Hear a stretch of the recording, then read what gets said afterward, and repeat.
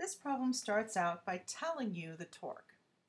So they give you some number and the units are Newton meters, which is the right units for torque.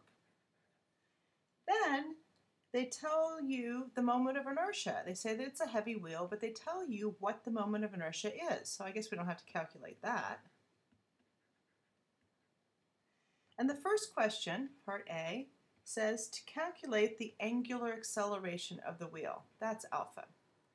So we think of all the equations with alpha in it, and the first one that comes to mind, because I just wrote down torque and moment of inertia, is torque equals I alpha.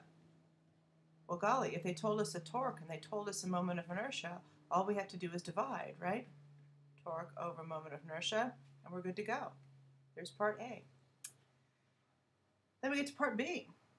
And part B says that the wheel is initially at rest. That's omega naught equals 0.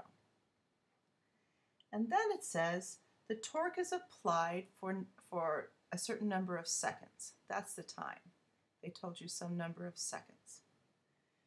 And they want to know what would be the angular velocity of the wheel at the end of the time. That's omega. All right? So whenever we have kinematics, I'm always hoping for the formula with no squaring in it. Omega equals omega naught plus alpha t. Let's see. We're looking for omega, so that's good. We have omega naught, it's 0. We have alpha because we calculated it in part B. See, this alpha is going to go in here. And they told us a time. So how hard can this be? Omega equals alpha t. Remember, alpha is the answer